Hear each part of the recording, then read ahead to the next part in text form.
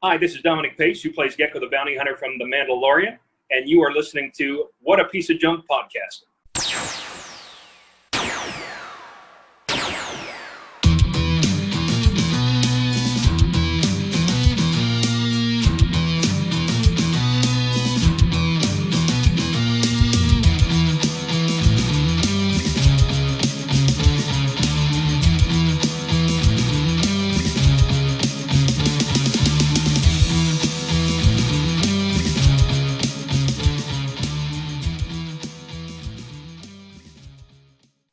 Hello, Space Junkies, and welcome to What a Piece of Junk, the podcast all about Star Wars here on the Fandom Podcast Network. Whether it be the original trilogy, the prequel trilogy, all the Disney era stuff, or even some of those weird, deep, dark, almost forgotten Legends tales. We are your source for Star Wars. With me, as always, is my co-captain, Derek Marsh, and my original Wookiee co-pilot, the Dave Filclone himself, Mr. Nathan Miracle. Nathan, how's it going? Well, I'm making my way in the world today, but it's taking everything I got. Hey, cheers to that, brother. Derek, how's life treating you? Doing great, guys. Glad we were able to get recording this week. I know we were scheduled last week, but due to some personal reasons, we weren't able to get off. So just glad to get back in the recording with you guys. Yeah, for me personally, 21 has started out to be a better year than 2020 was, which admittedly is a very low bar to become a better year than 2020 was. But who knows what the future may hold. However, I am glad, like you, Derek, that the current holds us getting together to talk about Star Wars. Woo! Yeah, so before we get diving into our analysis of Disney The Gallery for Mandalorian Season 2, let's talk about where you can find us out there on ye old interwebs. Of course, our master feed is fpnet.podbean.com, or you can find FPNet on the Podbean app. And the Fandom Podcast Network is also over on Apple Podcasts, Stitcher, Spotify, Google Play, and now part of the world-famous iHeartRadio network. Derek runs our Facebook group for What a Piece of Junk, a Star Wars podcast. I do check the email between shows at whatapieceofjunkpod@gmail.com, and I run our Twitter account at WhatWars, and on Instagram you can find us under Fandom Podcast Network. Derek, please tell folks about those Apple Podcast reviews. Yeah, so when you download or stream our episode here on Apple Podcast, you can obviously leave us a review, whether you're finished the actual product or get halfway through and get pissed off and decide to shut it off. We'd appreciate a review either way, guys, because again, Nathan, Scott, and myself, we're just doing this for fun, all right? And one of the things that we could really appreciate is listening to your reviews, your thoughts, things that make you happy or ticked off about Star Wars. We want to talk about it. We like that goosey gossip. So head on over there because, again, we don't want to upset those Wookiees because Scott and I, we got a Wookiee in our, cockpit here with you guys. Yep. But at the same time, if he gets upset, he starts tearing off limbs. I'd like to keep my limbs. I don't know about you, Scott, but that's what that happens when we get those 5-star reviews. Scott and I get to keep our arms. Yeah, I have a disarming smile, but I don't want to be disarmed. Yeah. Said it, Nathan. I don't feel like being like C-3PO and walking around with a red arm or bronze arm or whatever other color arm he's got. Silver replacement arm, or no arms like you had in at Cloud City. I have to admit, if you showed up in a red arm, I don't think I'd even recognize you. Heyo. And speaking of red arms, how you like that segue? Let's talk about what Star Wars apparel we are wearing this week. Normally, I say what Star Wars t-shirts, but this week, I am not wearing a t-shirt because I got an. Well, you are. I am wearing a t-shirt under this, but I got an awesome deal on an epic Star Wars hoodie at FYE. This past week over at Concord Mills Outlet Mall. It is a Sith Trooper hoodie from The Rise of Skywalker, so the red Stormtrooper armor, and the hoodie has patterns all over it to make it look like I have the, interlocking plastoid plates and whatnot, including the cool black under armor for my elbow joints and shoulder joints, and it even has a neat little shoulder pouch that has a zip pouch on the left sleeve that I can put my phone in, or these days I use it to carry an extra mask sometimes. And of course, the coolest part is on the zip pull is a metallic version of the now iconic Sith Trooper helmet from the Rise of Skywalker promos that we all saw, especially that Star Wars Battlefront 2 video game promo where it showed the Clone Trooper and Stormtrooper helmets through the ages as they were like progressing, and then the Sith Trooper helmet was front and center because it was basically the final generation of evil troopers for now. Yes. Well, I guess technically you would consider the Dark Trooper, right? Well, what I was thinking, timeline-wise, you're right. Chronologically, Sith Troopers came last, but yeah, from our perspective as fans, the current version of Dark Troopers are probably the most new troopers. Third gen. Yeah, yeah. Of course, the best part about this hoodie isn't just that it's an epic Star Wars hoodie. It's that I got it on sale because FYE was selling all of their Rise of Skywalker stuff since the movie's a year old now. They only had 3 of these left, but it was original price $80. I got it for $30, which is amazing for a licensed hoodie with a metal pull and all these graphics and pouches and whatnot. So yeah, I'm super excited about it. Derrick, It is cool. Derrick, what Star Wars T-shirt do you have on this week? So we've obviously one of the things you can do on sponsoring or helping out keeping the coaxium going on at the Drunken Gungan here, guys, is head on over to T Public Store, search for the Fandom Podcast Network, specifically What a Piece of Junk.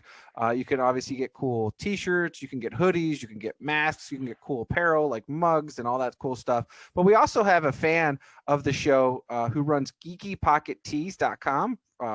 Who is ran by Terry Lee Roberts, and she was obviously awesome enough to send all of us T-shirts a few months back, and I finally got it into my rotation here, and I've got it, and it's got the a majority. It's a nice thick black T-shirt, and then it's got the pocket tee on the left breast here, and it's kind of got, which I like a lot, is the chibi art. So it's got the patch color is gray, and then it's got multiple circles with stars on it, and it has a few of the Star Wars main characters on it. So it's got Luke and Vader lightsaber dueling, and then it's got Han and Leia together with their blaster pistols. So very cool stuff. Again, thank you, Terry, and we appreciate it. But head on over to her store as well if you want to help support just a fan of the stuff. And she does all sorts of other cool IPs like Harry Potter and some other stuff out there. Yeah, awesome. And Nathan, you've got a Geeky Pocket tee on this week too, right? Yeah, apparently my Dave Filoni, Phil Cloney neural network has gotten a little mixed up, and I reached out to Derek Marsh here because I am also wearing my Geeky Pocket tee. But my Geeky Pocket tee is cooler than your Geeky Pocket tee because it has playing cards of The Mandalorian and the child Grogu on it. Oh, great. Now we're going to have an original trilogy versus sequel trilogy Mando showdown. That's all technically the original trilogy era. So No. We've been over this. Official timeline, at least for now. The Mandalorian is in the sequel trilogy era, which is why we had Snoke making his, nefarious cameo. I will still fight that because it's still the Empire, and the Empire is not part of the sequel trilogies. So. I believe this was in the age of the Republic, right? Age of the New Republic. Yeah, that's true. It might be an entirely new time frame. Yeah, because you had the age of the Old Republic. Well, not the Old Republic, but the I forget. The Galactic Republic. Yeah, sure. Then you had the age of Rebellion. Now you have the age of the New Republic. And then Age of Resistance. You have the what is it called? We have the Age of the Resistance. Age of Resistance. Yes, that's it. Yeah. Yes. This, of course, all being nailed down on a timeline so that those of us who are fans can figure out where the Age of the High Republic falls, because the High Republic books are out now. Although we're not going to talk about that today because Nathan's not quite ready to give his report on the Light of the Jedi. Yeah. I've read the title. He's read the title. Well done. Hey. But at this point, I've also read the name of the author. That's progress from last time. I'm sure that what's his name? Charles Soule. Soule appreciates that. Yeah. But speaking of someday I'll get into reading the actual book too. Speaking of supporting Star Wars creators, It doesn't have as many pictures as he was hoping. No, it doesn't. There's two more comics coming for the Age of the High Republic. I might read those faster. Yeah. Anyway, speaking of supporting Star Wars creators, y'all can support us by going to the T Public store and getting some cool What a Piece of Junk t-shirts or mouse pads or coffee mugs or t-shirts, mouse pads, and coffee mugs and so forth for other Fandom Podcast Network shows. And you can find us over at tpublic.com/Fandom Podcast Network. Or just go to tpublic.com and search Fandom Podcast Network in the search bar. All right, I am going to head over to the bar here. And in this case, this week, it's just me going back to the bar cart on the Drunken Gungan as we're cruising through deep space, where we usually hang out when there isn't a new episode of any kind of Star Wars thing to talk about, fiction-wise, that gives us any new geographical locations to go to. All right, I'm back. This week, Mr. Miracle is joining me in consuming some craft soda. Nathan, what are you drinking there? I just brought it to you from the bar. Well, I am drinking a Virgil's handcrafted vanilla cream soda. Excellent. Yeah, this is made with sparkling filtered water, cane sugar. I always like that real sugar over the high fructose corn syrup. Natural flavors, citric acid, and caramel color. Nice short ingredients list there.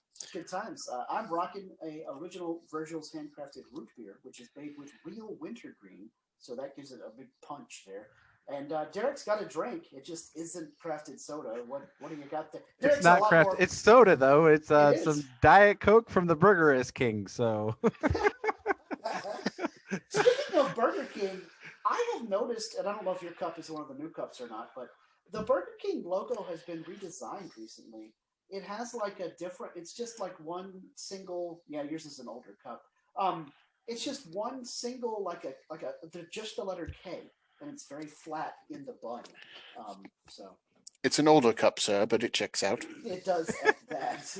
All right. Well, while I was chilling at the bar cart, my connection to the Galactic HoloNet pinged, and I saw that, shocker, Bill Burr had some salty language to use in reference to some Star Wars fans. I don't know if you guys saw this, but on the Tonight Show, Bill Burr was zooming with Jimmy Fallon and basically said, "F those nerds," to the surprise of no one, in response to some Star Wars fans that had taken umbrage with Bill Burr's accent in his portrayal of Mayfeld, saying that they didn't know that there was a Boston in space. What? Bill Burr said something untoward towards Star Wars fans? I can't believe it. I'm so surprised I'm molting. To be fair, they started it. They did. So. Yeah. Fans were absolutely stirring the pot on this. Because it's not like, Obi-Wan Kenobi didn't have an English accent, so it's, come on. Yeah, Mr. Burr. Both versions. Mr. Burr had excellent counterpoints, actually, when he talked about the British accents from Obi-Wan, C-3PO, and he talked about, and actually he had the best comeback of all was, instead of F those nerds, it was when he said, none of you have a problem with the fact that every alien, almost, in Star Wars speaks English. Like, why, when you got off the spaceship, if you somehow flew over to Star Wars World, not Galaxy's Edge, whole different destination. If you somehow flew over to Star Wars World and got off your spaceship, why would the people at the spaceport be speaking English? And yet, that's exactly what we expect to happen, unless you're like really obviously alien, like Jabba the Hutt or Wookiees. Or Wookiees, yeah. Yeah, so when I got off the spaceship, I wouldn't hear English because, I'd be going straight to Kashyyyk. Speaking of Wookiees, Derek, did you see what Bill Burr had to say about Chewbacca? No, I didn't. What did he say about Chewbacca? He said, not only do you nerds not have a problem with expecting everyone to speak English, you also don't have a problem with the fact that Han Solo hangs out with Sasquatch, but yet they can understand each other perfectly all the time. It is true. Now, so that always brings up the question to me, does Han Solo actually understand Chewbacca?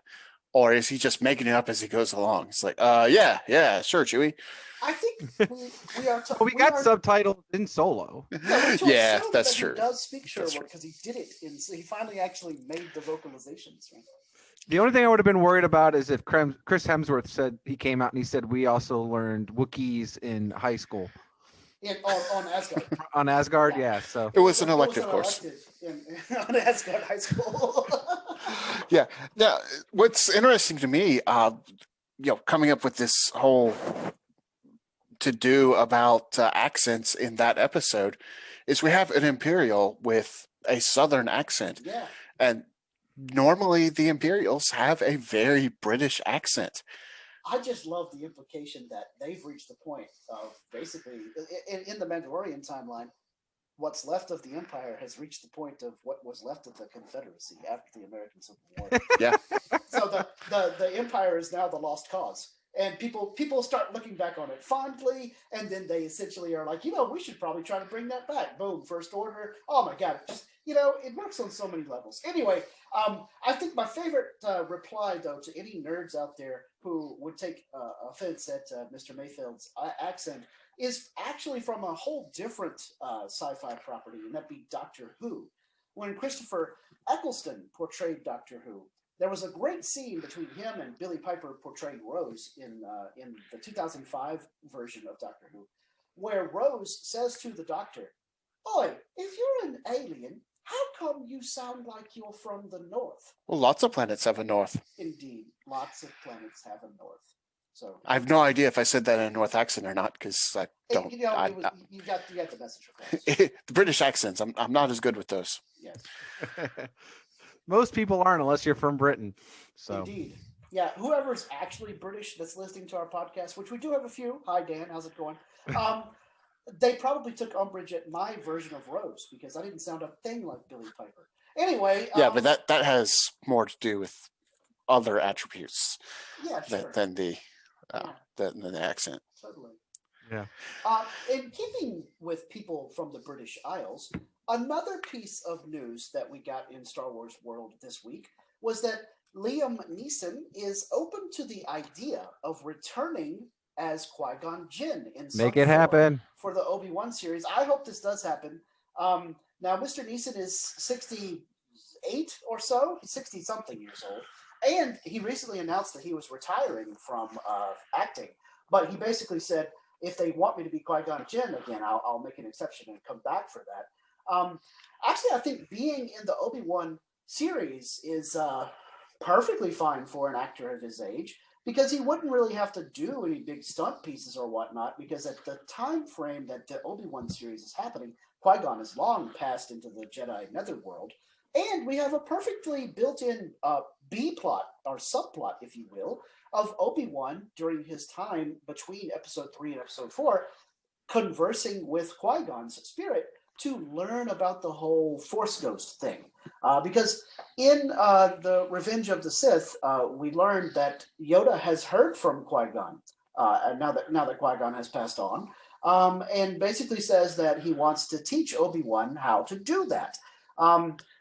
And is there a deleted scene, or maybe it's a comic book, where we learned that Qui-Gon's only able to do the voice? He's not able to do the blue glowy. Did we get that in the Clone It Wars? is in the Clone Wars in season 6. It is the last set of episodes in season 6. Yeah, when Yoda is doing the Sith Temple, right? Yeah, Yoda confronts his own dark side.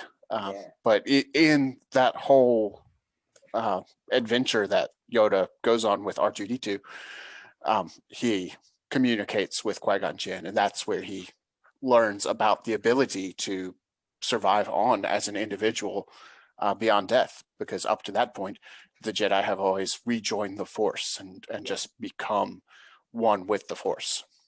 I'm one with the Force, and the Force is with me. I'm one with the Force, and the Force is with me. Well, so, and to be fair too, they have if I don't remember if you guys remember this or not, because you might have gotten out of the game at that time. Destiny, actual, not any fan made cards or anything, but the actual Fantasy Flight Games did make a Qui-Gon Jinn Spirit card, just like they had done with the Obi-Wan and Force Yoda versions. They did make a Qui-Gon Jinn, so. Ooh, no, I did not know that. That was after we had stopped playing that game, but that's cool. All right, well, if Liam Neeson does get to come back, like I said, it'd be super easy for him, even though he's in his late 60s, because he might not even personally appear. It might just be a voice. Or I mean, you could do flashbacks, right? It would be a cool thing where it's not like him wearing a hood like he normally did anyways. Could be training a young Obi-Wan, right? Because we've talked about this we obviously understand the timeline, but we again don't know what the direction of the story is going to be. And I'd imagine we've already gotten Hayden Christensen confirmed, right, to be playing Darth Vader / Anakin Skywalker. So it wouldn't be surprising with this request that because they're still technically writing it, they haven't even started filming, that they get Liam Neeson to perform for this. So I think with as much excitement that the fans have, and again, to me, him and Ewan McGregor were the two great things that I loved about the Phantom Menace. I mean, obviously besides Maul, but that was clearly Jar Jar. I mean, yeah. No, Yeah, I mean the Gungans will be okay because we named our ship after them. But as a whole, because obviously Brian Blessed as Boss Nass is still the best cameo we've gotten. Yeah, but is alive. Oh, sorry. But I do want to point out that this news is that Liam Neeson says that he's open to this. This is not in any way an indication that ILM or anyone from Disney has reached out to Liam Neeson. Yes. Hey, if it worked for Rosario Dawson, that's true. She had to hammer on it for a few years, but she got there. So yeah. I mean, they got to jump on this stuff. So yeah. All right. Well, moving on. We got two more pieces of Star Wars news. Three pieces. Three pieces. Sorry. Technically four if we want to go to a fourth, but I won't go to that one if we don't need to. Two of them are related to birthdays. So Kelly Marie Tran's birthday is today. This, of course, Rose Tico from the sequel trilogy. She is 32 today. 32 years and we're old recording today. on the 17th of January in the year 2021. Yes, exactly. And then also today, the voice, the dulcet tones of evil in the galaxy far, far away, James Earl Jones is celebrating his 90th birthday today. So yeah, and he's also turning 32, right? He's also what? Turning 32 today. Yeah, turning 32. Almost times three. 32 times 3. Because he's ageless as far as I'm concerned. Yeah, he's great at portraying the ageless evil. In addition to, of course, being the voice of Darth Vader, James Earl Jones was fairly famous in the 1980s for being Thulsa Doom, the evil Conan in Conan the Barbarian. In my opinion, Thulsa Doom is almost as good a villain as any villain that Jones has portrayed in person. Clearly, I don't think Thulsa Doom is of the same level as Darth Vader, but I would say that his manipulative powers and ability to mess with people's thoughts probably helped inspire Darth Vader as a villain, because we know that Vader was inspired by a lot of those pulp villains of old, because George Lucas was such a huge fan of all the pulp fiction and fantasy, comics and whatnot from back in the day. And Robert E. Howard did a great job in the Conan novels of making Thulsa Doom into such just an epitome of selfish and self-serving, egotistical evil. And in slightly less evil aspects, James Earl Jones also famously announced CNN. This is CNN, and Mufasa. And Mufasa, and played the voice of Bleeding Gums Murphy, Lisa Simpson's saxophone mentor on The Simpsons. Well, and he's also got the Coming to America 2 coming out this year. Oh, yeah. Yeah, 90 years old and still providing voices. Yep. Well, he's making a movie because he'll actually physically be in the movie, so he's still doing quite well with that too. So, yeah. All right, excellent. So, and Derrick has some more info for us. Well, a few things. So, some late breaking news that came out just a couple days ago.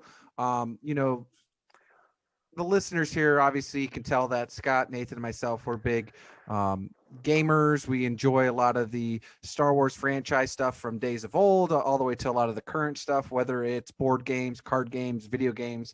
And this is kind of a big news because, as we mentioned, it's felt kind of like forever. I mean, we could all make the jokes aside about 2020, but just in sense, over 8 years it's been since EA, Electronic Arts / BioWare, has basically been kind of the sole provider or maker of Star Wars video games. But Disney revealed that they have lended their license for Star Wars to Ubisoft, and that Ubisoft is going to be looking at making an open world Star Wars game. So guys, do you think this is going to be the next gen in regards to a MMO style, or are you thinking it's more of what they're considering console games to be more open world within regards to like the new Spider-Man games that they've come out with, or the Witcher games and stuff like that? I'm really hoping that it's like Breath of the Wild. That's an open world game that I really loved. Yeah, and I feel, Derek, that rather than MMO, because for better or worse, I feel like MMO as a genre is kind of done. Like, you're going to have MMO games like SWTOR and, of course, World of Warcraft, EverQuest 2, Guild Wars. Those things are going to keep going, but I don't really see a company making a brand new MMO in the year 2021 or 2022. I think that genre, much like the real-time strategy genre back in the 1990s, has kind of reached its apex. And I don't think that the next Star Wars open world game will be MMO. I think it will be a bit more like Fortnite in that if you wish to join in with your friends, you and a small group of friends can sort of have a private server, if you will, and y'all can all get together. And like the current Battlefront 2 version. Yes. Yeah. Yes, exactly. Or it's interesting. Can't you do that in Spider-Man 2? To be honest, since it's only been PlayStation 4, 5, all that stuff specific, I haven't obviously got an opportunity to play it. From what I know is there's online stuff with it, but it's mostly first person, right? Yeah. But like I said, for what they've been doing with some of the games out there, or like even Skyrim, right, where again a majority of it is pretty much solo play, but you can team up with friends from time to time to do some of those larger quote unquote quests, right? But it's also interesting because you mentioned the MMO, where I think it still exists, but it doesn't exist in what we're used to from the late 90s and 2000s. MMO in that term to me exists in now mobile gaming. I think that is where the genre of multiple massive of people playing. It's still kind of solo, but there's a lot of stuff where you have to play with friends. Where it's Alliance/Guild Wars when you team up with multiple friends to take on other players. There's even one called Raid Shadow Legends or something like that, where it's kind of like that old MMO feel of World of Warcraft, right? So it's interesting what Ubisoft will go into. I imagine it'll be console/PC. And as we mentioned, kind of that, like I said, the current format of mostly solo play, but online stuff will be available.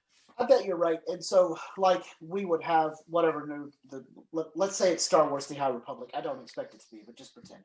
And we have a Star Wars The High Republic video game, and like you, me, and Nathan form a guild for that game but we don't ever actually like play simultaneously, but over the course of the week, we each earn, I don't know, kyber crystals. And the guild gets bonuses depending on how many kyber crystals we together all earned. Yeah. And then we get ranked amongst other guilds based on how many kyber crystals we all collect. And they could have like where we battle this world boss or something, but we all contribute a different portion. Like we both, there might be different phases like they've done where, we go into phase 1, 2, 3, and 4, and we each have to battle and do so much damage, right? As a collective. It'd be like a newer version raid boss. Of Galaxy of Heroes, right? Yeah, it'd be like that where we had raid bosses and whatnot. But instead of just tappy collect turn based, it would be running around shooting and fighting like in Jedi Fallen Order. Yeah. So I have to admit, I'd be less interested in that than in just a good one-player open world game. But that's just me. And maybe that's what they'll make, though. Maybe Ubisoft will feel like it should be more like Legend of Zelda: Breath of the Wild, and it'll be focused on just your character and your story. Yeah, but I also think it will be the High Republic. You do? I think that makes sense. I think it's going to be something they're going to try pushing. Now, obviously, if they do the Mandalorian, that's a different thing, right? They could do that. That's what I was thinking. Age of the Galactic, or Age of the New Republic. But I'll be honest, BioWare should be doing that. If it's going to be bounty hunters, side quests, all that stuff, then BioWare is the perfect company for that. Yes. With Mass Effect and Star Wars, Knights of the Old Republic standard, right? Yeah. I would assume that would be it. With a more open world and you pick that, I think the High Republic definitely speaks in that aspect. So, but who knows? I mean, they could pick, OG trilogy and we get more Luke stuff. Who knows, right? That's true. Yeah, totally. Although I expect it will be keyed toward Mandalorian, because that is just like the face of Star Wars right now. And to prove that to you guys, when Mita and I were at Target the other day, I walked down the Valentine's Day aisle to see what Valentine's cards they had for kids to hand out to other kids at school, because those that are actually attending school. still are going to do that this February. And any Star Wars I could find was pretty much Mando, the Armorer, Grogu, IG-11, that whole crew. Or I did find a couple, like Derek likes to point out, the iconic Star Wars characters are always going to be the original trilogy crew. So I did find a box of Darth Vader themed Valentines. And here's the best part. The Mando stuff came with, instead of like suckers or chocolate, the Mando stuff came with pencils that had Mandalorian graphics on them, which looked cool. So you each card, you'd hand out a pencil with your Mando card. Wait. Please tell me that the Darth Vader ones came with cookies. No, this is actually even better than that. Although the dark side has cookies is a great joke. No, guess what the Darth Vader ones came with? Red glow sticks. So Okay, that is pretty good. Basically had a little tiny Mini lightsabers lightsaber to come with Darth Vader. I was like, okay, whoever came up with this is a genius. Then, much to my sequel-loving pleasure, I did find a box of BB-8 Valentine's Day cards. Oh, So- you mean no shirtless Kylo Ren? No shirtless Kylo Ren. No Kylo Ren at all, actually. And weirdly, no Princess Leia, no Rey, no So no Han and Leia, Padme. I love you, I know. no Padme, no Han and Leia, I know. None of that stuff. Hmm. No Rey, Kylo kissing each other. I was like, come on, people, what's up? But part of me thinks that perhaps the main reason that none of the rest of those happened is licensing the actor's likeness, because Vader, BB-8, Mando, and Grogu are all fictional images. Yeah. Yeah, Well, you they're don't all- have a person's face on them. Yeah. Well, and to be honest, there's a couple things you have to consider in today's world that I'm kind of facing now with Sophia. I mean, she's obviously still at a small enough age, but I get the messages from daycare of things. So like, candy is a lot harder to be able to have at schools and stuff like this, just because of allergies. And on top of that too, there's so much stuff with all this non-binary and transgender and LGBTQ community that you have to be able to consider that. So, why can't, I don't know, Kylo Ren be kissing some man, like Yeah. you're going to have that mixture, right? So yes, it's Valentine's Day. It's a gimmick holiday, but they still have to be careful on that stuff, right? Not to offend the appropriate people. Yeah, so, instead we'll just have Darth Vader. Yep. Because, yeah. He's binary. Yeah. Sure. He's Yes. So, and of all course, right. BB-8 certainly is. And sometimes he lifts loads too, so C-3PO can talk to him. Binary load lifter. Wow, that's a deep cut Star Wars joke. Anyway, Anyways, we got one more bit of news Yeah. before I get to ask a fan question. But the other one was we just laid out, which this was wrong, I believe. I think Fantha Tracks first reported this from the Sun, which actually had it right. And then some of these other sites that have it all over the posted internet are wrong. So it says set for Disney Plus, Obi-Wan Kenobi spotted in an abandoned quarry. Not at all residents are happy. So apparently in Little Marlow, Buckinghamshire, they've obviously started this construction of a Star Wars world in this abandoned quarry. And I guess just to, that's how it made news, was that some locals are upset because, obviously they're, making a bunch of noise, and there's obviously all popularity. So, there's pictures of people from the sky. So obviously helicopters are flying around, blah, blah, blah. But it says Obi-Wan Kenobi, but I'm pretty sure that it's supposed to be Cassian Andor, because that's actually what started filming. And they said that the Obi-Wan Kenobi series is actually supposed to be in Boston, UK. So that is, I'm not sure related wise how far that is from Buckinghamshire. So, but doesn't sound like Boston, UK to me. So, but anyways, so it's kind of cool that either regardless, they're building the sets, right? Doing the actual set building, not just doing everything in a huge computerized room, right? Yes. Which we'll talk about in the gallery season 2 Mando. But yeah, just overall kind of cool. So, but yeah, guys, if in your local town, Charlotte, Star Wars was coming, would you guys be upset that they're in your backyard? So Nathan and I wouldn't, because we're, gigantic Star Wars fans. But having covered plenty of Charlotte City Council meetings for my day job as newspaper editor, I can assure you that if Lucasfilm and Disney announced they were filming part of Star Wars in Charlotte, whoever lived nearby would come to the city council meeting to complain about stuff. It always happens. But is it always at the same people? No, because it depends on who, where they're. So when they began to film part of the Hunger Games here, the people who lived in that section of town came to the city council to complain about it. When they filmed, NCIS filmed here a little bit one time. People came to the city council meeting to complain about it. This always happens. Just look at what happened when George Lucas wanted to build a new studio in the forest out behind Skywalker Ranch on land that he already owned. The people who lived nearby, never mind the fact that Star Wars is a global influencer, one of the biggest properties in the history of mankind. And brings a lot of money to the economy. And brings in a ridiculous amount of money to the local economy. Those people in California were like, I'm in favor of economic development, just not in my backyard. We call them the NIMBYs in the journalism industry because every city, every town, every newspaper, website, whatever, has to cover the complaints of the NIMBYs whenever a new project is announced. Now, NIMBYs began as a phrase to reference people who complained about housing projects in their backyard because everyone always talks about how if you increase the population density, my property value is going to go down, which, by the way, anyone listening, it's not always true. But the same thing can be said of a new factory, a new warehouse, a new store, a new restaurant.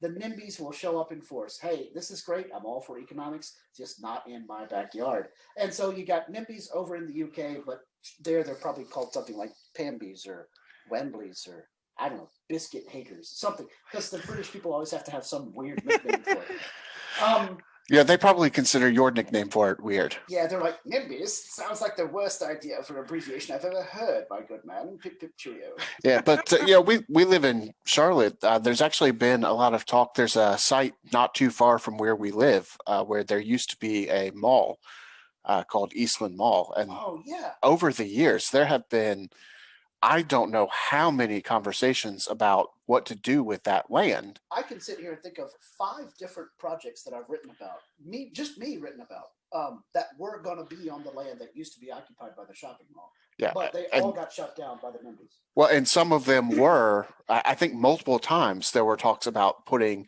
movie studios on that land. Yep. And that's exactly what happened is people complained about them. So yeah, I'm absolutely sure Scott and I would be perfectly fine. I was totally on board. Yeah, put movie studios there. Maybe I can get a walk-on role as an extra. I'll just, it's within walking distance of where I used to live. I can just walk over and be like, hey, can I be in a movie? But not everybody would have that attitude. After all that pushback, Derek, you guess what's actually occupying that land now? It's a flea market. I don't know. Yeah, it's a flea market. So after all that pushback, and the funniest part about that is... So what's worse, a movie studio or a flea market? What riffraff is coming there? Right? The funniest part about that is the people that wanted the mall to shut down were all like, this land should be used for something better. And now it's just being used for shopping. Yeah. It's a disappointment. Missed opportunity. So think about all the jobs that could actually done. It doesn't surprise me at all in this case that the people over there in Great Britain who lived in the quarry are like, I'm sure Star Wars is cool and all, but I don't want this happening in the quarry because it's causing problems in my daily life. But it is most definitely the Andor series, not the Obi-Wan series. I've seen some comparisons for the Andor Sizzler reel, looking at some of the buildings that are in the pictures there, and they are the same buildings. It is absolutely 100% the Andor series, not Kenobi. It's Sizzle reel, Nathan? Yes. Sizzler is a former steakhouse franchise. Now I want steak. All right, but Derek, you've got one more special thing for us to do before we jump on over to discussing the Gallery Season 2. I do. So I have first off, I want to wish a belated happy birthday to a young fan of ours named Ian Hawk. His dad and I play a mobile game together, and I've really turned him on to The Mandalorian. So thank you guys for listening. And so his question was, in the tragedy of Boba Fett used a staff with a hook on it, which straight up pierces and destroys those Stormtrooper armor. So he Ian wants to know, why do laser blasts kill them but don't even pierce the armor? And have we seen any previous Star Wars stuff someone uses a weapon that pierces Stormtrooper armor besides a lightsaber? All right, Nathan has been pondering this for a bit, so he's got some good responses here. All right. Well, the first real world response to that is that as a more modern take on Star Wars, The Mandalorian just presents things a little bit differently than previous Star Wars media has. So that's part of the reason why you see the blastoid shatter like that. And also why you never see big gaping holes in the blastoid in the original trilogy. You do sometimes see gouges, though. There are a couple of times where Stormtrooper will get shot, and you'll see the burn marks from where they got shot. So it's not wholly unprecedented. As a completionist and somebody who prefers older Star Wars over newer Star Wars most of the time, I like to point out that with a laser weapon, most of the time, the most lethal part of it wouldn't be the light, but it would be the heat and the concussive force of how it strikes the armor. So when a Stormtrooper gets shot, point blank by somebody like Captain Rex or Luke Skywalker with a blaster rifle or blaster pistol, what's probably going to cause, excuse me, the most injury to that Stormtrooper isn't so much the light from the laser itself. It'd be the force of it hitting the armor. And the armor survives intact, but his bones and flesh underneath that armor take that impact so much that, it cracks ribs and maybe punctures his heart or punctures a lung, and that's how that Stormtrooper is going to die. In fact, in The Mandalorian, we get to see that when you get shot by a blaster pistol and you're not wearing any armor, even then, sometimes it's not like the laser just, incinerates you or disintegrates you like it would be if it were, say, a Star Trek phaser or Star Trek disruptor. But rather, in the episode where we see our crew stealing the Imperial shuttle so that they can sneak on board Moff Gideon's starship, the evil pilot shoots his fellow co-pilot in the back of the head with a blaster pistol, and the guy's head and all is still attached to his body. He takes the blaster bolt, gets burned, and is alive long enough to go, as he falls down and then dies. So obviously, the laser bolts coming out of Star Wars laser weaponry aren't, of a super high enough energy output that they would just totally melt you or incinerate you, again, like we would have seen if that had been a phaser or a disruptor in Star Trek.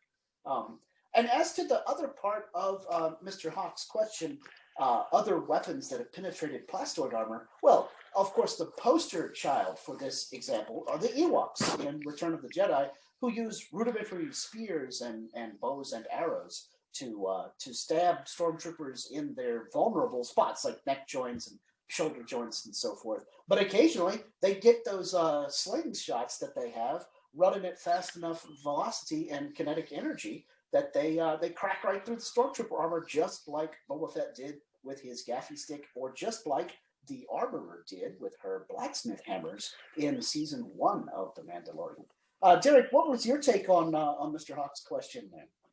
Yes, I mean, you guys pretty much hit it pretty well, right? I think. I see what you did there. Yeah, I think the first thing is as much as we talk about it, Star Wars has always been kind of that PG, at the most PG-13, right? So I think that's part of the reason, right? They're not going to show a whole lot of blood and violence.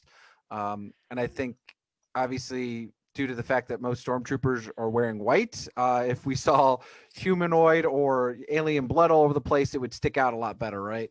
And to your point, as Nathan mentioned earlier, you're going to see those burn marks, which we get to see. We've obviously talked about it. We put it on as detail on our models, right? For whether it was Legion or Imperial Assault, we put that in there because that is true, right? You do get that scuff mark on the plastoid armor. So I think that's the first thing, right? Is you just got to look at it. It's not supposed to be showing a whole lot of violence, but when you do have the close-up stuff with a more traditional non-laser weapon, you do see that plastoid armor is not that protective. Because in typical fashion, right, they're kind of like, think of a stormtrooper in most cases where they're like kind of like the archers, right? That they're great for long distance items, but when it comes to close distance or non-traditional weaponry, that they're not that efficient, right? And I think that's really where you see that in this case, especially with we'll talk about it specifically about this episode a little bit more in the gallery portion when we talk about the tragedy portion. But overall, I just think that it, again, it's just with the way that I think that they're being a little bit more free with it too nowadays, trying to get that more action-y feeling, right? Without going, crazy violence. I think that's pretty much where you see it. And I think it's just a cool case to show that he's hitting them so hard, just like you mentioned with season 1 with the armorer, you're hitting them so hard in such close proximity that it just shatters their armor. Yeah, and Nathan had one more point that he made when we discussed this earlier about the purpose of Stormtrooper armor. It isn't necessarily all about defending you from attackers. It does something else too. Yeah, one of the big purposes of Stormtrooper armor is to hide the face of the actual trooper, to provide a uniformity to the Imperial troops that inspires fear among those that they face. And that was true in the Republic too. But another potential in-universe explanation for why this armor shattered when other armor didn't is the quality of armor has been decreasing over the years. In Rebels, Rex talks about how the new Empire plastoid armor is just absolute trash compared to what he's used to from the Republic. Well, now in The Mandalorian, we're talking about the Empire has not really been around in an official capacity for about 5 years or so. They're probably not mass producing armor at the quality that they were even during the Empire, which was lower quality than the Republic. So this particular plastoid armor may be extremely low quality, not meant to provide any protective qualities at all, solely meant to provide that face of the Empire. So you're saying once the Empire collapsed, the first to lose their job was the Empire Quick Lube, so that every 5,000 miles, the guys aren't getting their upgrades? Yeah. So that's what it shows, kids. Make sure you do that with your vehicles. Don't let them rust, right? Because this is what's going to happen. It's going to shatter. Now I want a sign, a T-shirt that's a riff on Jiffy Lube, but it says like Siffy Lube. They sell that at adult stores probably there. Yes.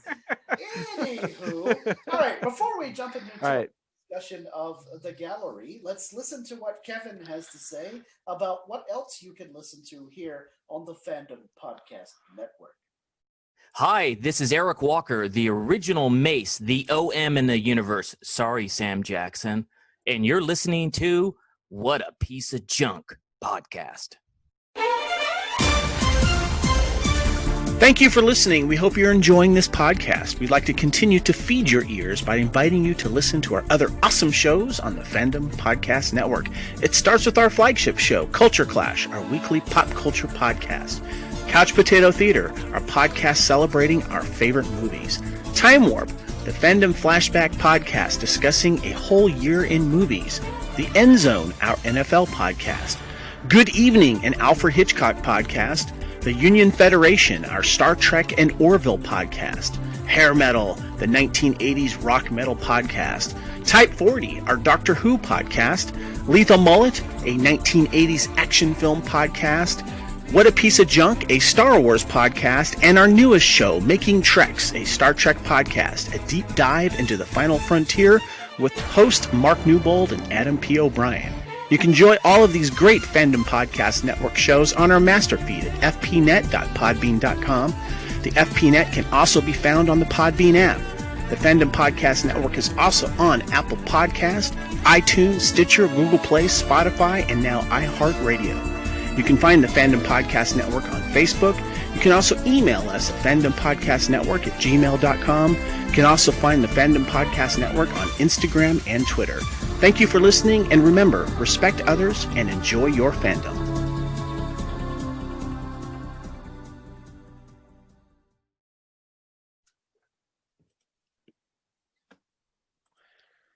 All right, great. Thanks so much, Kevin. Well, Derek, we've reached the end of Mandalorian season 2. So of course, I know. Too soon. So of course, we're going to be dealing with some more behind the scenes footage. In this case, we got another episode, but not a whole season worth, at least not that I can tell, of Disney's gallery. In this case, it's the making of The Mandalorian season 2. I guess my first question for you guys about this program this time around is, are y'all surprised that it was only one episode? I am Yes a bit and no. disappointed. Yeah. Derek, I'm with you. I'm disappointed, but were you shocked by that? Well, so I'll be honest, because the gallery for Disney, they've had other shows. Did anybody else watch it besides the Mando version? I have not watched the other ones. Because I'm curious how those formats are. Are they the same thing? Or is it, again, just whatever randomly behind the scenes? As I mentioned, I think the main culprit of why this is one episode is because of COVID. Yeah. I think somebody had to just throw this together real quick, and they weren't able to get to a lot of face-to-face interviews. They obviously weren't able to do just a round table right at the end when they were done wrapping up production. So I think that's the main culprit to this. We'll obviously talk about the biggest shocker. Or biggest disappointment really of the thing. I mean, like I said, I was a little upset, but again, I get it. But overall, I was happy that we got another season. Yeah. Nathan, were you surprised that it was only one episode? Yes and no. I think, again, like Derek said, that COVID-19 is the reason that we only got one episode. Watching that episode, they hit upon each episode of season 2. And it really felt like something where they had started with, okay, these are some of the topics we're going to talk about, and then never really got the chance to expand and devote a whole 15 or 20 minute episode to each one of those. All right. So before, I've got 4 questions I want to ask us as we do this. Well, discussion. Scott, what do you think?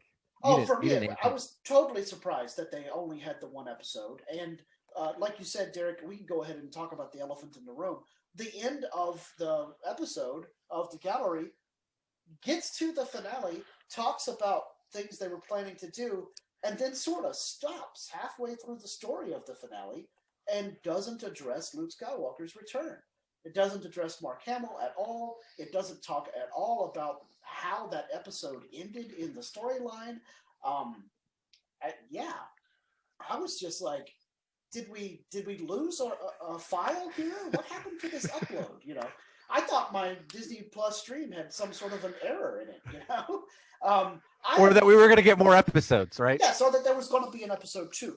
I am hoping that what this means is there's an entirely separate documentary being made about the process of bringing Luke Skywalker back, and not just bringing Luke Skywalker back, but bringing Mark Hamill back. Because as we've discussed many times, it's pretty obvious if you read between the lines. It's not very subtle that Mark Hamill wasn't happy with what was going on with The Last Jedi and wasn't super happy with the way that his character was left at the end of The Rise of Skywalker, which is the small Force Ghost cameo. And so also, after the fact, he's been very appreciative on Twitter about how grateful he was to get to come back and play Luke again. Yeah, most recently about Peyton Reed, who directed the final episode. Yep. Mr. Reed sent out a tweet saying how lucky he considered himself to have that once-in-a-lifetime opportunity for a fan of his age to work with Mark Hamill. Not just work with Mark Hamill, but work with Mark Hamill portraying Luke Skywalker. I mean, this is like, you know, landmark stuff for anybody of the same age as Reed and myself, because he's basically my age. And Gina Carano came out too, saying, when they asked her about it, she's saying, I didn't even know until I'm on set that day getting my makeup done, and you hear things, and then she walks out to set, and there he is. Yeah, and Katie Sackhoff had a great tweet that she sent out about having her dad on set while she got to portray Bo-Katan in the finale. And I'm like, I want a confessional video thing with Katie and her dad, where he not only talks about how proud he is of his daughter, because Katie's dad is close to my age as well, a little closer to Kevin's age. And I'm actually going to say Katie Sackhoff is 40 years old. Yeah. So her dad's going to be a lot older than you guys. I don't think she's 40. She is. Really? She is. I've looked it up because my friend that I was talking about that I play games with, we were having a bit of conversation, and she is 40 years old and she looks great for 40. Wow. Yeah, she is approximately the same age as Bo-Katan is in. Yeah. Yeah, well, yes, but also as Bo-Katan is in the show itself. She was born on April 8th of 1980, Wow. which makes Okay. her So, yeah. 40 years old exactly. Yeah. So her dad's gonna be a little bit older than you and Kevin, Scott. Yeah, So I good, don't good. know. Anyway, so but I want to see a scene where he's talking about how proud he is of her getting to be in Star Wars because he's obviously a huge Star Wars fan, and then I want to see him flip out when he was sitting there and Luke Skywalker showed up on set. Because I'm sure that he was losing his mind because I mean, that's an amazing thing to witness. But again, in this episode of the gallery, nobody talked about it at all. Yeah. So what the heck? Well, if Yeah. I can go back to what Derek was saying about Gina Carano and how she didn't know about Mark Hamill being on set until it was happening, I think that's also why we didn't get anything about it in the gallery. They were trying to keep everything hush hush, and they were probably planning to come back and do an episode about that. But with the COVID-19 restrictions, I think that seriously curtailed what they could do with the gallery, and they couldn't come back and put in all of that. Yeah. So I think I think COVID-19 might be to blame too for not seeing all that you wanted to see there. Yeah, I agree with you, Nathan. There, I think I don't think it would be as much fun if they just did a bunch of interviews over Zoom, right? I think they'd like to keep it more professional and get it. So I think at this point, I don't know if we will, but I would imagine, I hope with as much fan nerdism, everything that happened with the reveal that Friday afternoon / evening into that weekend, everything and all the memes that popped up afterwards and spoiler alerts of all that stuff that people were saying, don't go on the internet if you haven't watched it, right? Yeah. And as much, I think, I don't know this. Let's take a quick second, guys, before we jump into the gallery. Do you think that was bigger for Star Wars fans, especially us OG fans, than or bigger, I don't know, a bigger impact to Star Wars that we got this Luke return and that portrayal, or the reveal of Grogu back in season 1? Good question. That's a great question. I think I'm going to go with the reveal of Grogu is bigger. And my rationale there is because we didn't know anything about Grogu, and we didn't even know his name at that time. We didn't know anything about him up until that reveal.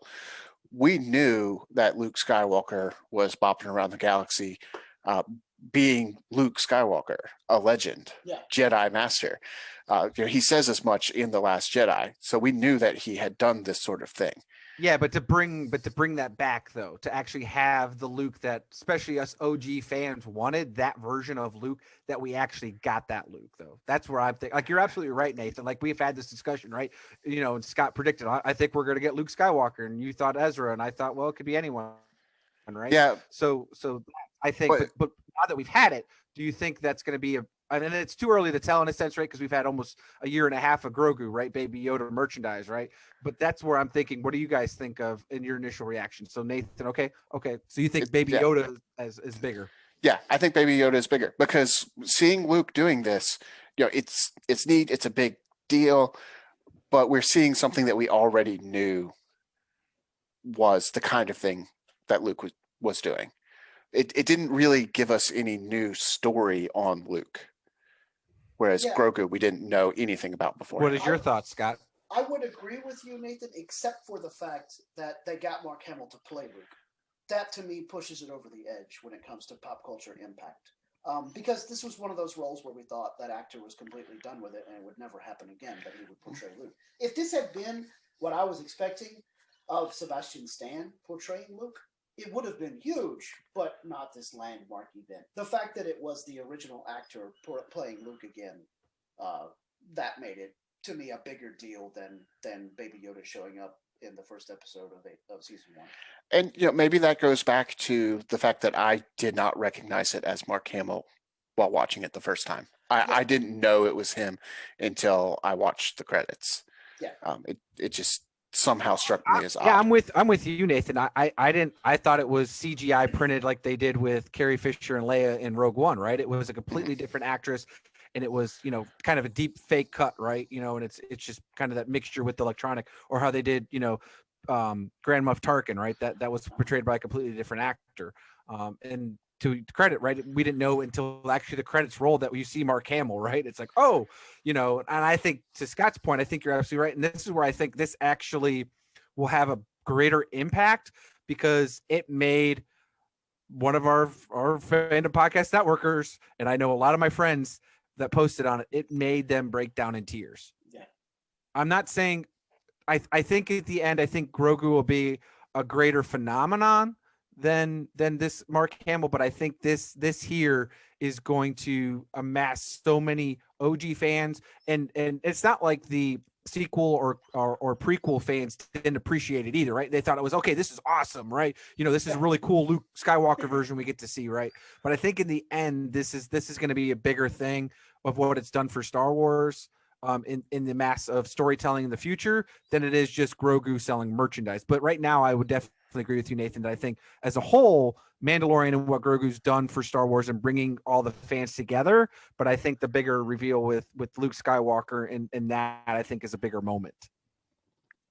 See, and I'm not with you on that, because to me, Luke showing up at that moment doesn't really affect any story.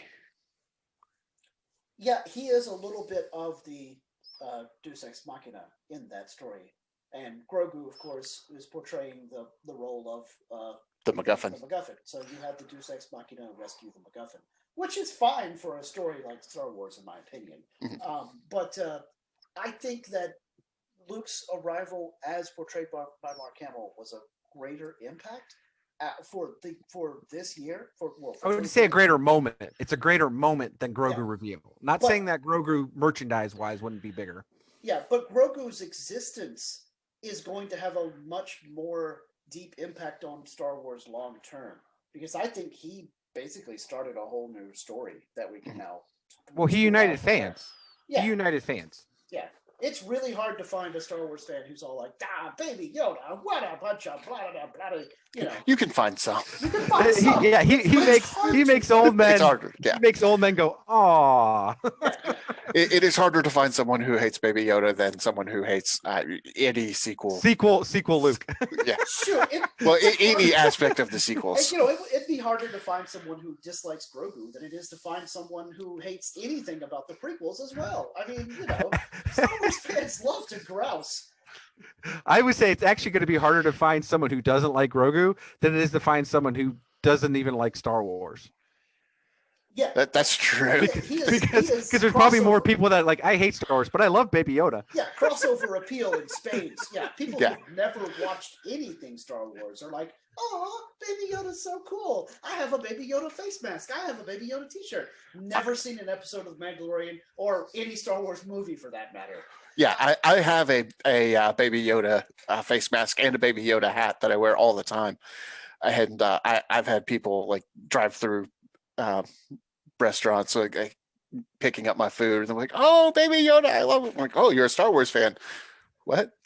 I said like, what Star Wars? Like that to someone. I think it was a waiter, and I said, "Oh yeah, do you like Star Wars?" And he said, "I've never seen one Star War."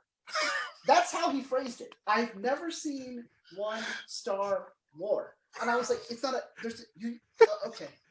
We've had at least 3 trilogies that have multiple wars as movies, at least. Not let alone all the old Republic or High Republic coming out now. Yeah, I was just like, dude, it's not a singular thing. It's not like it's a story of. You know what? Never mind. That's okay.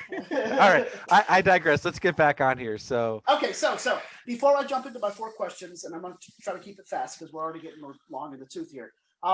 Nathan, what was your favorite thing about any one particular episode behind the scenes on the gallery? My favorite thing goes to the episode on Trask, where they talked about the camera angles and how they intentionally only shot things from angles that they knew you could get if the boat actually existed. So they didn't do crane shots where the crane would have to be separate from the boat. They did, shots like on sticks that you could go back towards the boat. Or set up as though they had approached the boat from a helicopter. Yeah. I just thought it was interesting that they thought about, if this were real, how would we shoot it? Even though we could absolutely shoot this 100% digital and we could get whatever angle we wanted. Or they could have actually gone out to the ocean and shot it too, right? Yeah. Well, but see, that's the thing. If they had gone out to the ocean to shoot it, there's only certain angles that they could get, and they stuck to those angles instead of doing whatever they felt like. I think there's a quality to filmmaking where, like, you always want to see just a little bit of smudge on the camera, or just a little bit of those things that if you just do something in straight CGI, you can tell intuitively that something isn't quite true. Yeah. Isn't right. Yep. Now, I personally hate seeing smudge or blood splatter on the lens, and I hate lens flares. Sorry, JJ. Well, I agree with you on lens flares. Because I feel, to me, that means that you aren't very good at your craft of cinematography because you couldn't avoid that. But I do agree that lighting and the shadow play and that kind of thing that make it feel practical or real helps with the suspension of disbelief for something like, especially for something like Star Wars. Mm-hmm. But it bugs me to see lens flare or blood splatter. But some. Well, of that. yeah, and Nathan brought it up too. I mean, they talked about it in this episode where they actually built the light cruiser, right? And they actually had to do the shots and all that. We talked about this, in the episode, where we've talked about it numerous times. And that's, to me, what I love about the original Star Wars trilogy is that they used real models and they used claymation and they used puppets, because as much as we can say how much the whether we like the sequels or we like the prequels, there's too much, especially in the prequels, there's just too much CGI. Had they had it in today's world, it might be better action scenes and all that stuff, or better animation points, but that's the only thing. But I love that they had that. So yeah, so definitely kudos to Nathan on liking that portion of the shooting of Trask. Yeah, and Derek, what was your favorite episode tidbit thingy that you learned about? So, yeah, you mentioned already your love or bromance for Robert Rodriguez. So I'm with you on that. Obviously my favorite episode is still The Believer, but the episode where they have the tragedy, where the reveal of Boba Fett coming back, and I just love how Robert Rodriguez and his audition to basically Filoni and Favreau, he did I'm assuming it was on his phone, but he might have had a camera enough to do, because it looked so sharp, with his kids doing the action sequence, and then he shows the action figures like doing flips with their hands and going boom and all this stuff with some animation artwork, and how the conversation was, he was apologizing to Favreau and Filoni when Favreau brought up to him, so what did you do this in your backyard or whatever? And he's like, yeah, obviously I was trying to do it, those were action figures and all that stuff. And he's like, no. Favreau was like, no. That just makes it the coolest rendition of what they're doing. And then Robert's like, these are my people, right? Yep. Because they all appreciated what they were doing as kids, they would have done the exact same thing. So that scene right there, it was just, it touched my heart. Because again, they get the right people in, have a passion for it, but also great filmmakers, and you can see the result. It's the best animatic ever to pre-plan all the special effects. Yeah, and it was Filoni who said that, which makes it all the more meaningful to me, for one, because it's Filoni, but also because he has a history in animation, so he knows what makes for a good animatic. Yeah, he's all about the pre-visualization, or pre-visla. Hey, who's also Favreau. Yes, exactly. Yep. So for me, the episode of The Gallery that I enjoyed the most was the one where they, much like Derek, where they were talking about the tragedy. But and I love Robert Rodriguez and all that stuff, but I loved seeing Tamora Morrison doing the haka from his native people, and then Rodriguez loved it so much that he allowed Morrison to incorporate that haka dance and fighting style into the way that Boba Fett fights. So when we see him making those big swings with the gaffy stick and doing the punching and the the gestures. Yeah, he's doing that in a way to his native tribe, his heritage, which I think is just great. Plus, we got to see that behind the scenes footage of Morrison standing on top of the rock with his big battle kilt on and wearing a black cowboy hat. And So- playing the guitar too. and playing a little bit of the guitar. So how awesome was that? That's my favorite part. Yeah. All right, question and answer time. First question, Derrick, what did you learn about the behind the scenes stuff from Mando Gallery Season 2 that you didn't already know about from Gallery Season 1? Because they covered a lot in Season 1 of the Gallery. Yeah, I think, and again, it's hard to say because season 1 was just formatted differently, right? It wasn't just, you get a 5 to 10 minute snippet on each episode and kind of behind the scenes, because again, how they kind of did it sequentially. They really did more of a theme for each of the episodes of the Gallery Season 1. So I was going to say, I think probably a bit more that we got to see in this portion was a little bit more of the makeup. And the practical effects, the stunt guys, and then how they were talking about, we've talked about this before too, but like when they were doing with the Ahsoka's lightsabers on how they were creating them and how they had to basically be able to have the light, right? Because they wanted to be able to, again, talking about those practical effects when a real lightsaber is showing, it's not just a straight light, right? It actually shows on the reflection of the characters' faces like a real lightsaber would. So I loved the way they were talking about the little things that they were doing with Ahsoka's lightsabers, and they kept getting bulkier and bulkier, and Favreau and Filoni are like, no, this isn't right. It needs to be smaller and thinner. So they had to do multiple things with that. And then we've talked about with Giancarlo Esposito when he's doing that with the stunt doubles of Mando, and how they're doing the action sequences in episode 8, and how they kept shattering the lightsabers, right? But he brings that with so much force and enthusiasm to bring it to real life, right? And the stunt doubles are like, every time he's on screen, he just brings his presence, and I have to step my A game up because he's going to bring it. And I really enjoyed that. And the biggest thing too was John Wayne's grandson, who's the stunt double, one of the stunt doubles for Mandalorian. Is it Bruce, or is it what's his grandson's name again? Or Jason? I have no idea. Jason, I I'm think it sorry. was Jason. Jason Wayne? Yeah, I think think that's right. I was gonna say Bruce Wayne, but that's Batman. But What? Bruce Wayne is Batman? Oh my god! Spoiler alert. But anyways, yeah, I like that we actually got to meet him, see him the face, because a lot of people don't know that, right? We've talked about it a little bit before behind the scenes, but I really appreciate that, seeing him getting the opportunity to actually talk now this time, right? Which we didn't get to see in season 1. So they got a bit more of the cast involved in this one, less or some of the behind the scenes people, rather than just being the executive producers and directors all in this round table. His name is Brendan Wayne. Brandon. Okay, I was close. My Google foo is strong. So. Thank you, Brandon Wayne. Awesome to see him get an opportunity to talk about his work. Yeah, totally. So Scott, you.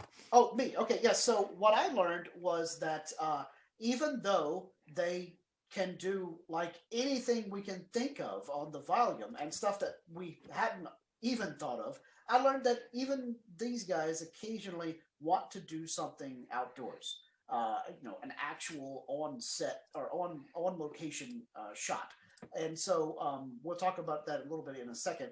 But the scenes that we had on Tython were actually done outdoors in California, which I think was pretty cool. But this was something new to me this season of the gallery. Nathan, what did you learn? Well, I learned that they made an even bigger and better volume, that it's not the same volume from last time. But the most interesting thing about the volume to me this time was they actually made models of things like TIE fighters and then scanned them and projected them up on the volume. So particularly the scene where they pick up Bill Burr's character, Mayfeld, on the scrapyard, all of those TIE fighters, those old beat up TIE fighters in the background, are from a model that they scanned. So I think it's a great incorporation of the model making techniques along with the digital techniques with the volume. I threatened Scott here at the risk of losing some arms to make him watch a video from Adam Savage talking about this earlier today.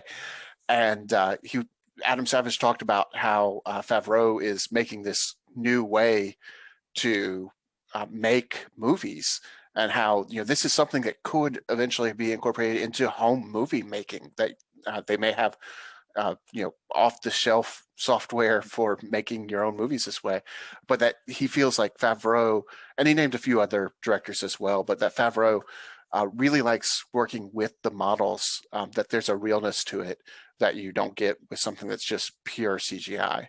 Yeah, Adam Savage talked a bit about Guillermo del Toro and his love for the practical effects, even relating a story about when Savage himself was on set for Pacific Rim, where he and Toro were watching an actual Jaeger fist punching through a build, or kaiju fist rather, punching through a building.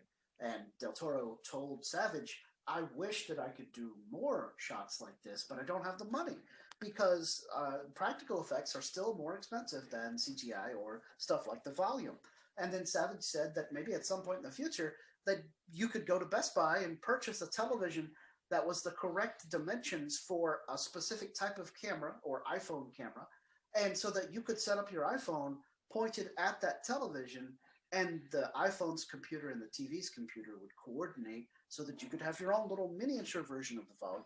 So, Nathan, when we finally make our fan film for Star Wars, we can just have a mini volume, and instead of the volume, we'd call it the graphic novel. Yeah.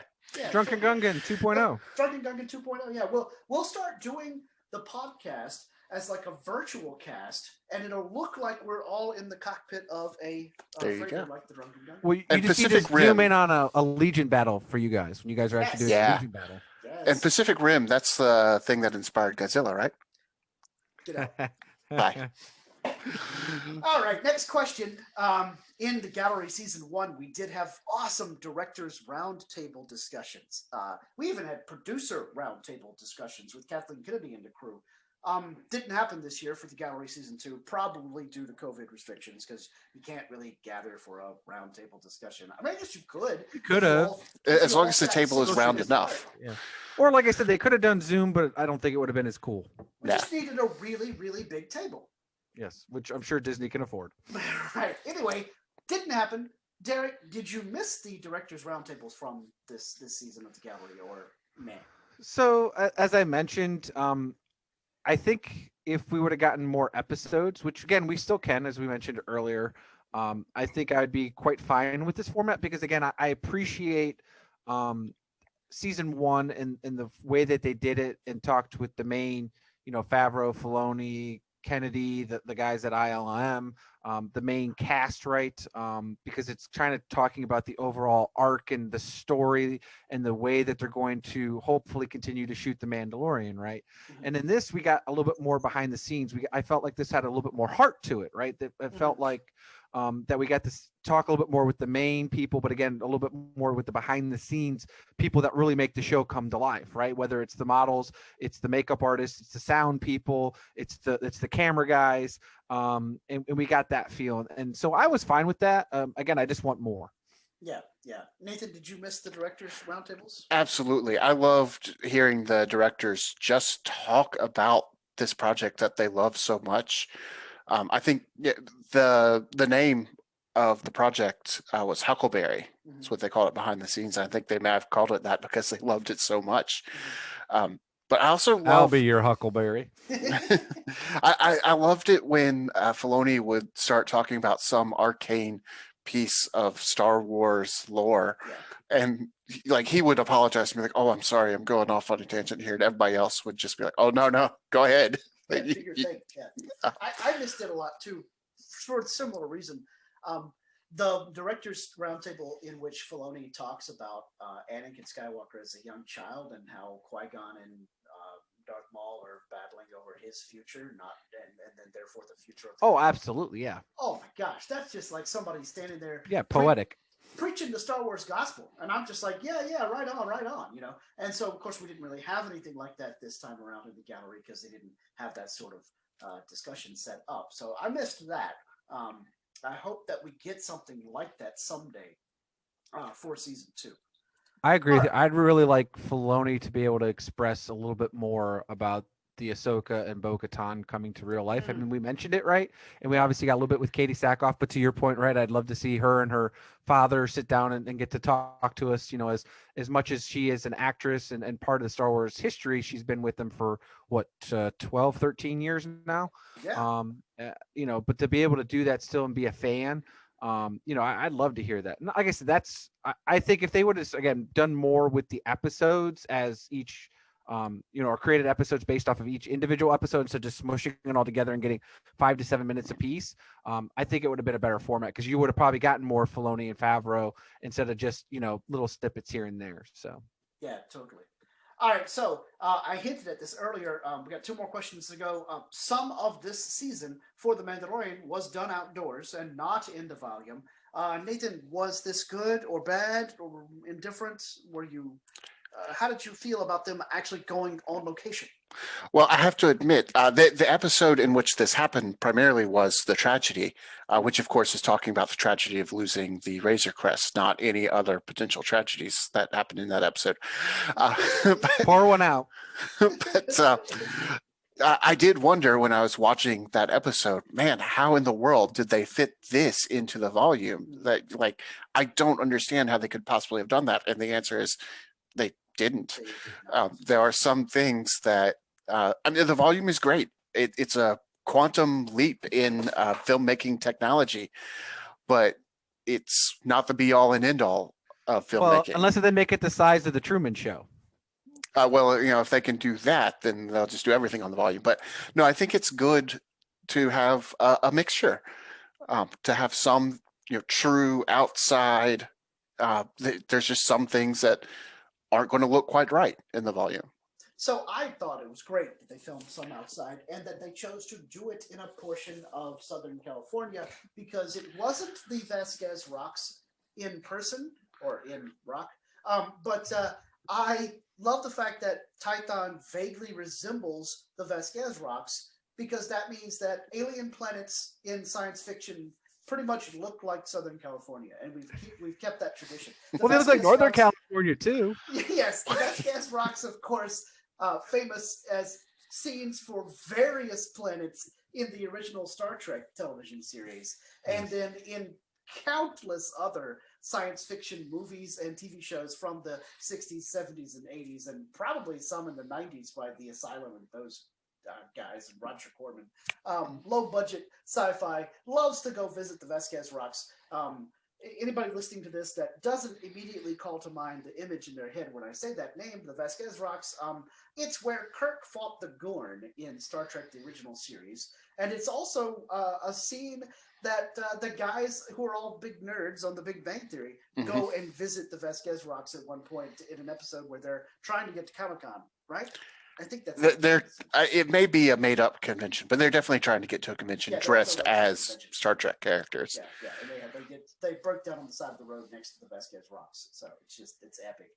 Derrick, how did you feel about the on-location filming? Well, I'll be honest. I mean, it's no different than what we mentioned earlier with real practical effects, right? Like, as much as cool as the volume is, it's still not the same as doing it in real life, right? Doing that. So obviously I'm 100% behind it. But again, I do appreciate when time constraints or in the current situation we were with regards to COVID and all that, that they were able to, be able to film that stuff if they need to in the volume. But again, on location is still going to be better, just like we mentioned earlier with the Cassian Andor in the quarry. Like, that's going to make it look cooler than if it was just done in, most of it CG, 75% of it plus CGI and the volume, the rest of it just models or whatever. So this is all real more realistic. Yeah, totally good. Okay, final question for this episode. Do you guys want there to be a gallery episode or even gallery season about the Book of Boba Fett after it gets done at the end of this year? Or at this point, do you feel that the gallery thing has sort of been done to death and there's too much behind the scenes? Derrick? So, the question is, I mean, we know that it's mainly going to be with Favreau and Filoni helming executive producers or whatever, right? Do we think it's going to be the same type where you're going to have multiple directors or one director? What do you guys think? I think it's going to be multiple directors again. I agree. That's the way they like to do it. So if it's that version, yes, I would love the gallery. Or if it's one director, as long as that director is Robert Rodriguez, I'm fine with that too. Okay, right on. Nathan, do you want to see a gallery for Book of Boba Fett? Unqualified, yes. Okay. All right, the very succinct answer. I actually am going to take the different tact here. I kind of feel like we've reached a point where, okay, we get how the volume works. There's a creature shop, etc. I don't really crave that much more behind the scenes stuff. Sometimes for me, especially when it comes to Star Wars, in the recent years, probably the past 5 years, I feel like I might have gotten a little too deep into finding out how the sausage is made. You know what I mean? Like I don't. I want to get back to where my discussions are. You know, what is going to happen next in the story, as opposed to how did they make this, or how does this actor feel about their contract, or you know, what has this person said on social media that outraged fans? You know, like I'm getting a little too deep in the, like I said, how the sausage is made. I don't want to know exactly what all goes into my Star Wars hot dog. Just put it on a bun and give it to me with some cheese and some chili. See, whereas I am still working on my plan to replace Dave Filoni, and therefore need to know exactly how the sausage is made. You have a goal in mind. I just want to watch Star Wars. So, well, and as we talked about, guys, we're going to have so much content up here in the next couple of years that, yeah, even behind the scenes might have to take a behind the seat back, you know, Yes. we might not be able to do it. So, Right. but I mean, for me right now, it's obviously in between, you know, what we're going to get at this point with the next Star Wars movie streaming service, film, whatever we're looking at. So I'm fine, right? You know, I enjoy it, so it's fun. Cool. Well, whatever behind the scenes information we get about the Book of Boba Fett, you can be guaranteed that we're going to be talking about it here on future episodes of What a Piece of Junk. So we want to thank you, our listeners, for joining us in this episode. Remember to find us on social media. Nathan, where can folks find you on social media? You can find me on Facebook under my real name, Nathan Miracle, or you can find me on Twitter at GooeyChewy, GOOEYCHEWIE, where I will be posting some more Legion content soon. And Derek, where can people find you? You can find me on my somewhat inactive but sometimes active Twitter account at HoodieDM83. But biggest way to get a hold of me is through the Facebook under Derek Marsh, my real name. Or again, the biggest way of doing it is joining the Facebook group. What a Piece of Junk. We'd appreciate it. You know, we probably get, you know, a couple new fans a week, which is awesome. But join us on there for the conversation. We open up the posts to let anyone post. It's not just, you know, content creators or anything like that. So if you've got stuff, you know, you're more than free to contribute to the Star Wars fandom. And Scott, where can the junkies find you? So you can find me on Facebook under my real name, Scott Botman. I am on Twitter at ScotticusMax. And you can find my author website, because I do write my own science fiction novels, and that is writegreatscott.com. So please hit us up with your thoughts and feedback and ideas and suggestions between shows, whatever we can do to help make this podcast more enjoyable for you. That is what we want to do. And please remember to always respect each other's fandom. All right, Nathan, punch it.